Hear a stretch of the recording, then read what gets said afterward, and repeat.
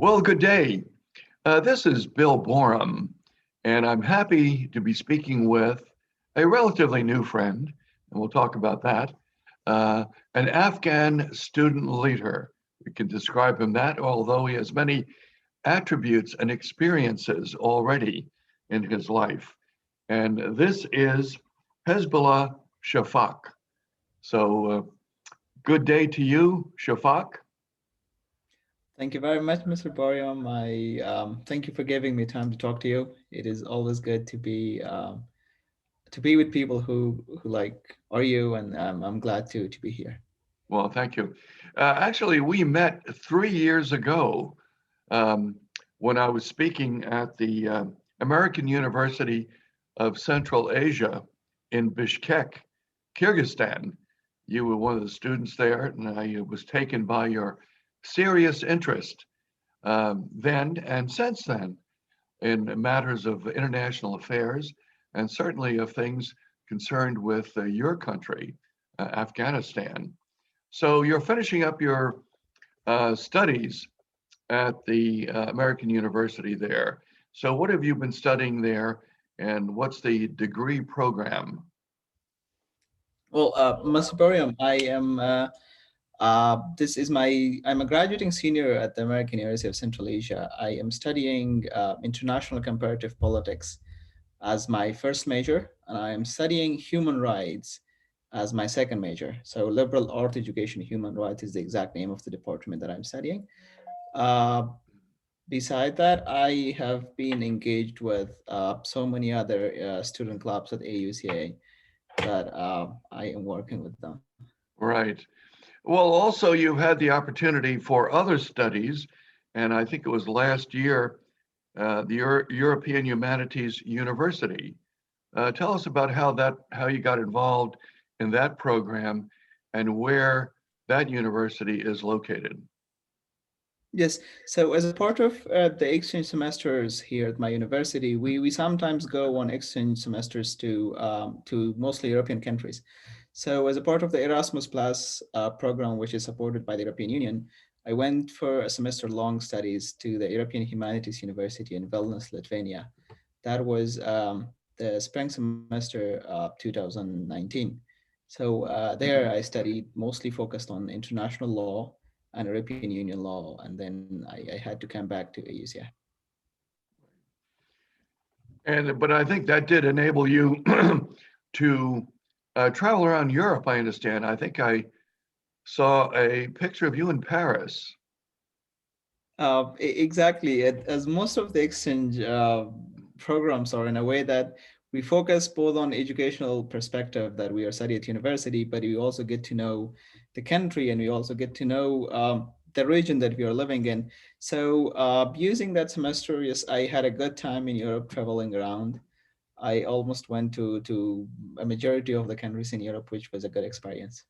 Well, wonderful. That's terrific.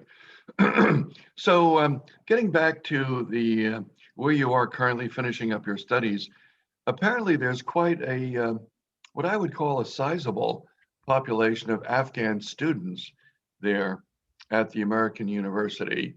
So, can you tell us something about the number of students there and how they came to the university to study? What is that group?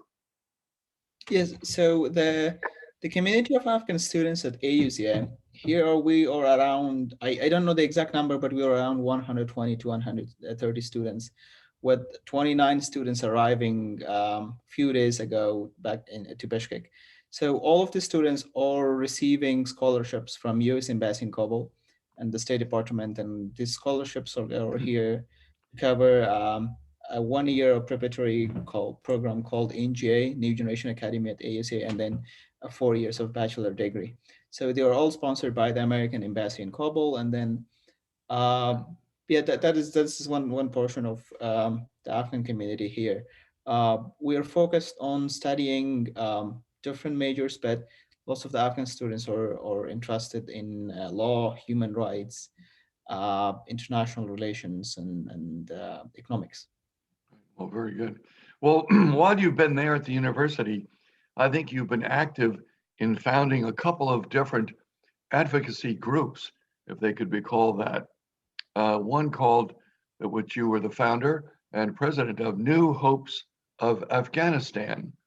What's the purpose and types of activities of that organization?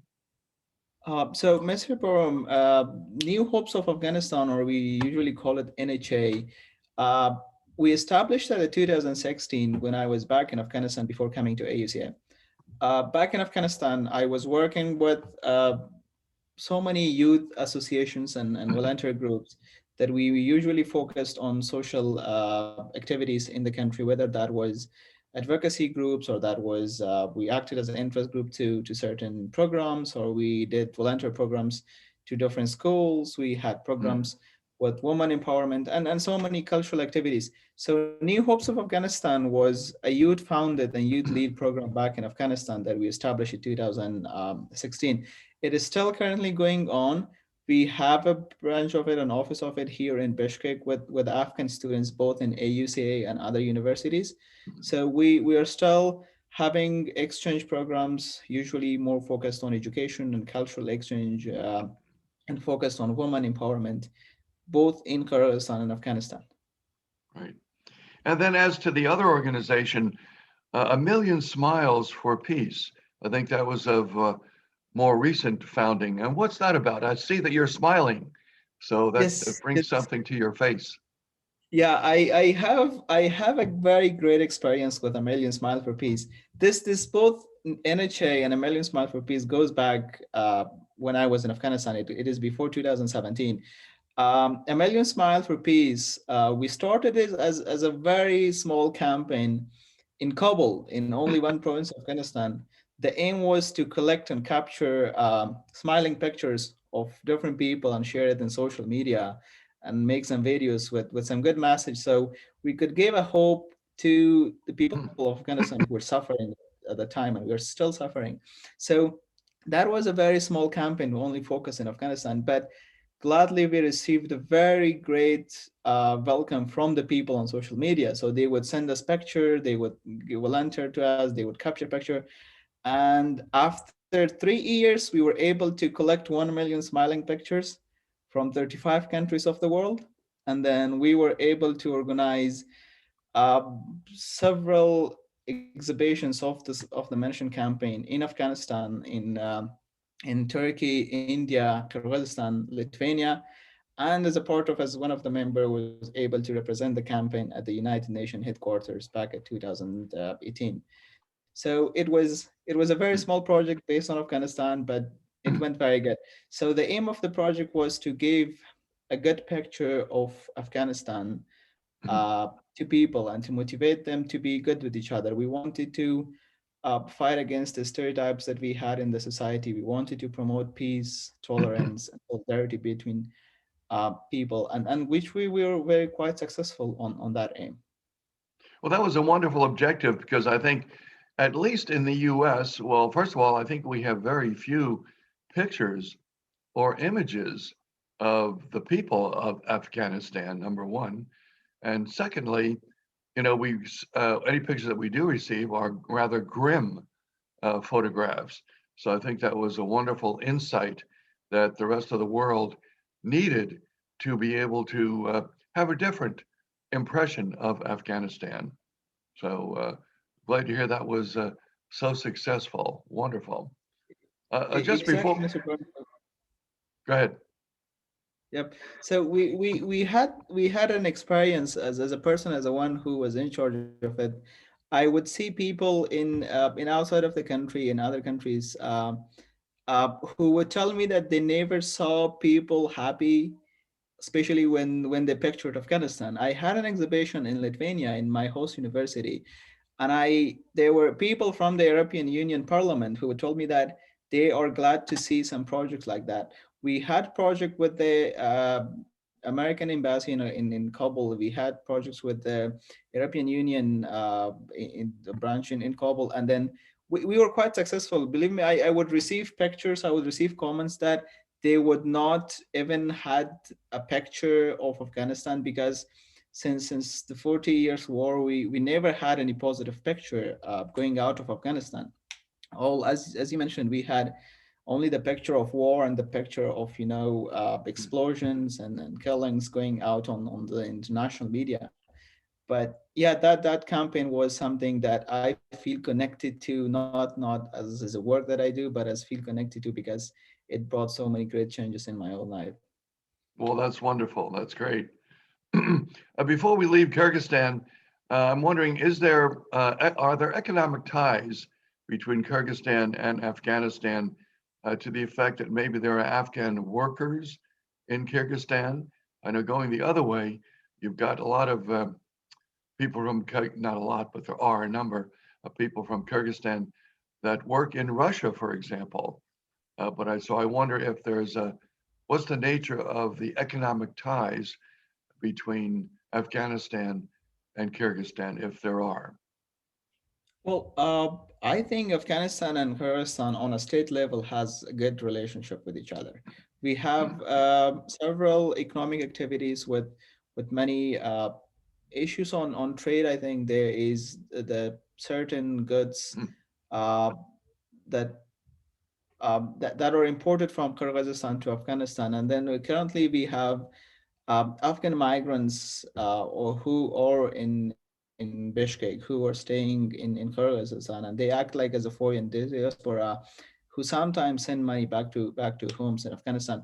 We have that, but yeah, Kyrgyzstan is a home to around 1,000 Afghan families who, if I'm not wrong, who are migrated from Afghanistan and who are staying here.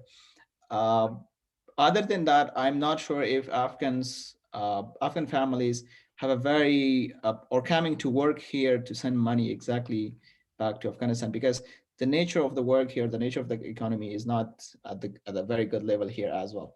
So we have Afghan migrants and we have state level cooperation between Kyrgyzstan and Afghanistan, but I'm not sure if Afghans will come here to work and then to send money back to Afghanistan. Right. So it's not one of those typical situations as you're describing where there are remittances or money sent home. People don't come to work there.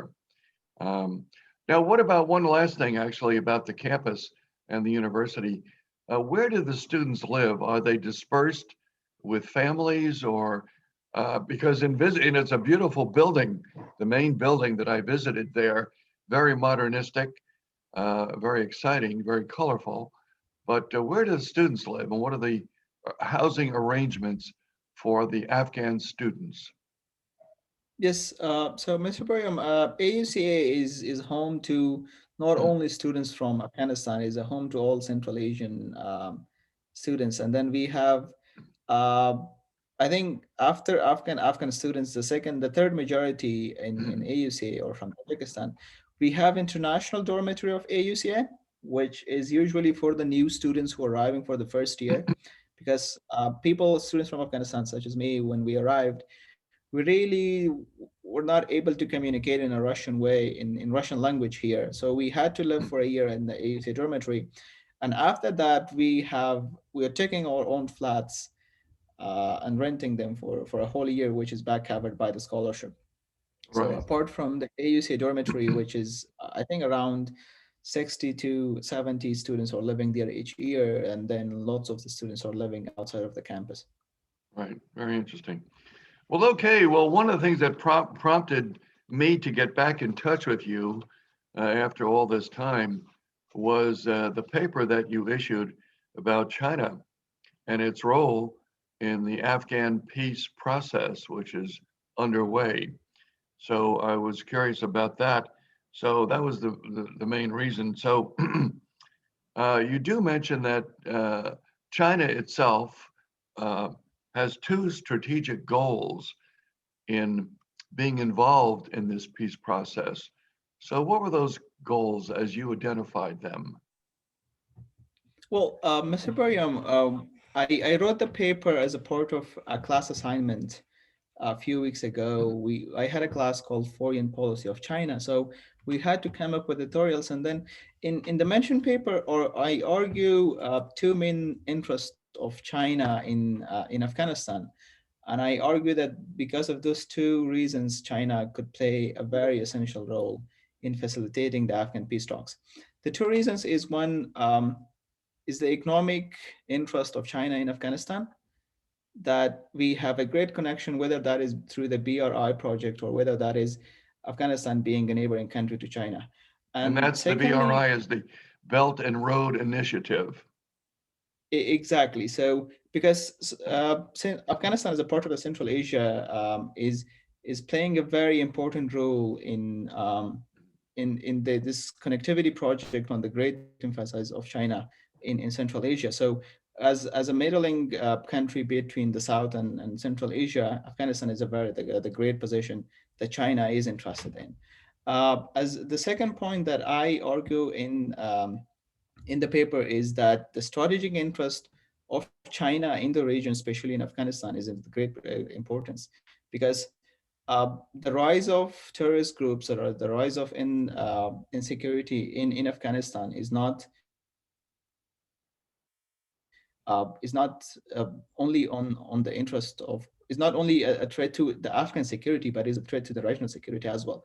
So a point that I always argued is that the Afghan war is not an inter-country or is not a regional war; it is an international war. So uh, now we have this issue of U.S. withdrawal from Afghanistan, and then that comes at the point that we have not finalized the peace talks yet. So that's I argue that because China is having internal problems with with mostly they call it the Uyghur malicious groups or the Uyghur insurance, and that is a point that has been supported by the Taliban. So Taliban always supported the rising of Uyghur soldiers and the rising of Uyghur conflicts in China, and that is a risk to the national security of China, and thus facilitating the Afghan peace process is in a great process is in a great interest to China. So those are two important issues for China itself, um, but also more on the multilateral front. Uh, China, of course, can act in consort with Pakistan, with which it has long successful relations, I think. I mean, I recall when I traveled to China, probably back in the middle aughts, if you want to call them that, probably 15 years ago at least, a conference that I went to, there were a lot of awards given to scientists in Pakistan by China. And I saw that as emblematic of the connections between those two countries, which in a way, a lot of people aren't too aware of, but that is a very close relationship. So that's one. And then, of course, there's also China more recently with Russia having closer and closer ties and some workings. And then, of course, there is, you reference ties with the Taliban. Can you expand on that? What's the nature of the Chinese involvement with the Taliban? Well, Mr. Perm, beside those few factors that you mentioned, one was the relationship with Pakistan and Russia. Then we have a rise of good relations between China and Iran as well. This comes at the point that all of these three countries coming at a very good relationship with Taliban. We have a great support for Taliban from Pakistan and Iran, and the same from Russia. So my argument here was that China could use this relationship with these three states to support their interests and to bring Taliban to a peace table. Beside that, we have the direct ties between China and Taliban are at the point that uh, look, we have I would put it in a way that lots of the Taliban leaders or the Taliban commanders uh, who are based in Pakistan have clearly demanded China to be engaged in the peace process directly from that.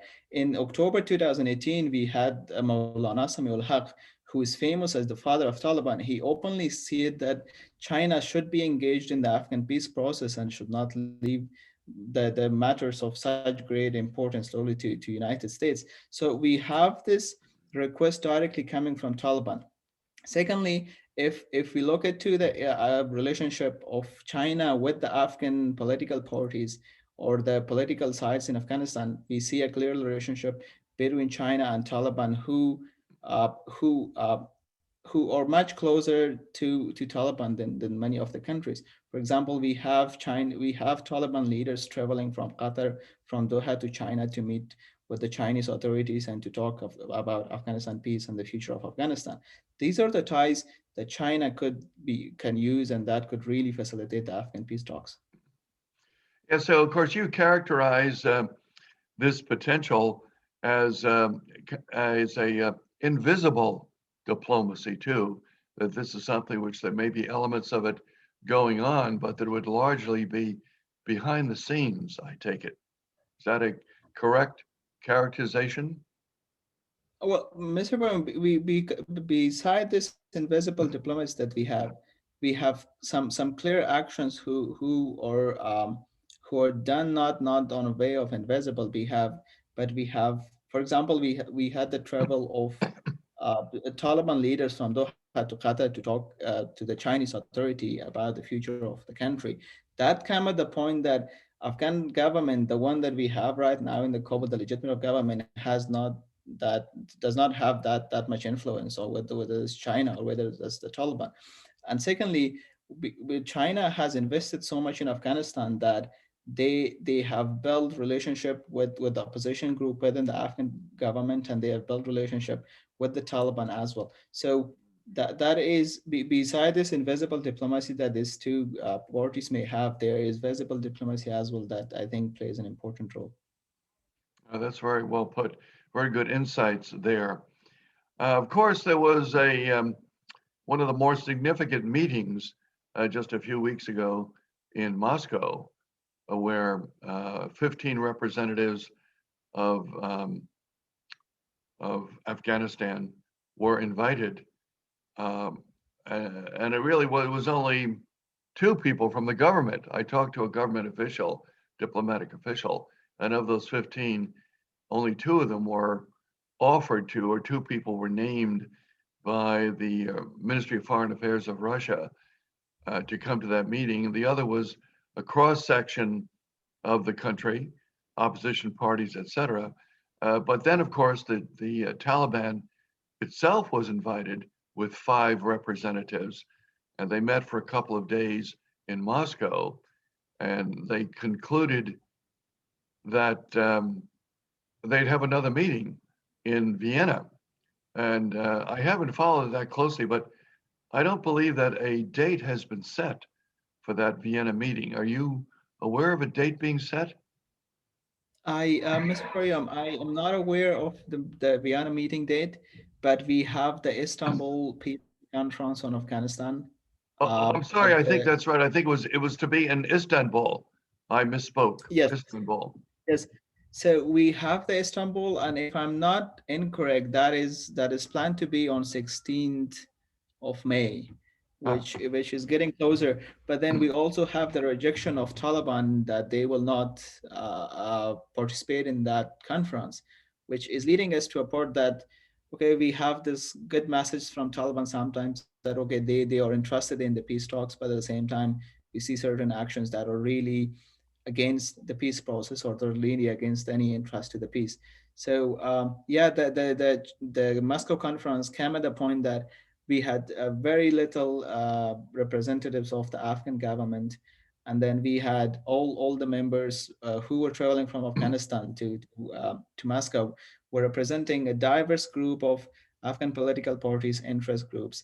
A point that I was really silent to it, we had only one female member, one Afghan female, which was as an individual who is concerned about uh, the woman rights and the freedom in Afghanistan after the Taliban. It really concerned me that we had little to no say as an Afghan government in the meeting, and I think that will happen in many of the meetings that may come further as well. right. And I think that woman actually was one of the two government representatives as such, if you want to talk about the government itself versus the other people.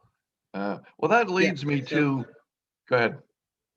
yeah, yes, Mr. Boyam. A point that I want to mention here is that we had few people who were currently uh, working as a part of the Afghan government, but there was out of this 15 people, I think a majority of them were the Afghan negotiating team who were based in Doha.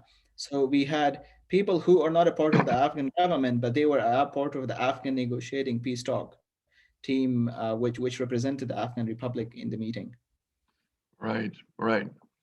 Yeah, so, well, that's disheartening news that the Taliban has rejected the May 16th meeting date. I think the immediate reaction in the attempt to have a meeting soon, their immediate reaction was, well, this is the month of Ramadan, and we can't do anything during that month, which Exactly. seemed just like some kind of an objection. Of course, there's uh, some people, at least the Taliban will say, maybe their supporters, if you will, believe that they almost are on the verge of taking over the country. That's their point of view. So why should they negotiate a political settlement where they'd be a minority participant in the government? Exactly, Mr. Boyum. A point here that is very debatable these days in the Afghan social media is that a few days, 2 days ago, President Biden announced that they will withdraw all American soldiers from Afghanistan by September 11, 2021. And that comes to the point that all NATO troops will also be withdrawal. And then Taliban right now are clearly announcing their victory. You would see supporters of Taliban in social media, they would say, yes, we defeated the United States, and then now we are the winners. But at the same time, the Taliban spokesman from Qatar announced that it the U.S. withdrawal from Afghanistan is very good, but they say that they have to withdraw by the 1st of May, which I'm not sure if it will be possible. Because on the peace talk, on the peace agreement that we had between Taliban and Afghanistan dating back to February 2020, the US had to withdraw from Afghanistan at the very few next days. So yeah, the Taliban says that until we have any international soldier in the country, we will not go to any negotiating table. Mm. And that comes to the point which is that we have the Istanbul Peace Conference in a few days. All right. So is it expected that there will be a convening of some people, some representatives of different countries in Istanbul without the Taliban? Well, there are rumors that say that maybe the conference get postponed or get delayed until there is a way to bring Taliban back to the table. Because look, the negotiation right now should be an Afghan inter negotiation, and without Taliban, I personally, for me, that has not will not lead to any success. If we have the representative of Pakistan or other regional countries without being the having the representative of Taliban, that conference will not lead to anything, because as an important part of the issue or important part of the conflict is not simply here. So there are rumors that probably the conference will get delayed until the Taliban take part in it, but no exact news on it yet. Right, right. Well, let's turning back to women's rights and women's issues. I think that one of the most concerning aspects of the Taliban regime or their rule in the country was what people learned years ago, 20 years ago, about how women would live their lives just on an everyday basis. And then, of course, in terms of education and everything else. So, that to me, probably for people in the West, people in the US, that would seem to be a very, very sensitive issue, and properly so, as you note, that what will be the fate of women if the Taliban come back into control of the country, either as part of a agreed upon government or otherwise. What's your response to that concern about women's rights? Well, Mr. Burham, there are great concerns between the Afghan nation on what is going to happen after the withdrawal of the US soldiers. So on the issue of women, we see a very disappointed stand both on the Afghan government and both on the international stand against Taliban. Um, because the concern is that if the Taliban are coming back to power, because of their very negative history that they had in Afghanistan, no one is going to believe them that they will secure the Afghan woman rights. That is at the point that uh, because if look, there are a few examples that is very debatable currently in the Afghan social media. People criticize is that none of the members of the Qatar office of Taliban is a woman. They simply do not have any respect to any kind of woman rights. They say, okay, we will give the Islamic rights that Islam has to women, but that is not defined. We say there was the vice president of Afghanistan say that when we sit with the Taliban, they always mention anything from Islam, but there is no definition of what is. So these are coming at the great concern that not only women rights, but we have uh, lots of freedom of expression may be suppressed. There will no, for example, freedom of media. These are the concerns that we have at as an Afghans, the community and the society. And the thing is, if international society does not stand by these rules and does not get a guarantee of the Taliban that these rules and these rights will not be violated, no one is can count Taliban on the issue, because we simply does not have any respect to women rights from the Taliban, and that is coming at the point that we are not sure of what's going to happen next. Right. Well, that's very, very concerning, as we have both noted. So, well, certainly over the next few months, the future of the country will be topmost in the minds of various countries and diplomats and other interest groups, non-governmental organizations, about the rights that the country's really enjoyed, although during a time of turmoil, nonetheless. So, well, well, you're concluding your studies. When do you finish there at the university? And is there so when do you finish up your work there as a resident of the university? Uh, like you're meaning when I'm gonna graduate? Yes. If I Yes. So because there is, because I'm having two degrees. I'm taking the double major. I will be graduating from the International Comparative Politics at the start of June this year in 1.5 months. But next year I will be coming back to AUCA to pursue my double degree on human rights, which I will be graduating both in this year and in 2022. Right, very good. So is that going to, I think your studies for the second degree will occupy you after your graduation. Um, and then looking beyond that, I guess I was curious about what you envisioned as your occupation, if you will. If you're finally finished with studies, what do you see? What are your aspirations for types of occupation that you would pursue? Well, Mr. Puriam, there is a point that I always say as a graduating senior right now. Um, looking back to the situation in my country, I have a mixed feeling of whether what I will be doing and even what if I will be having a job there or not.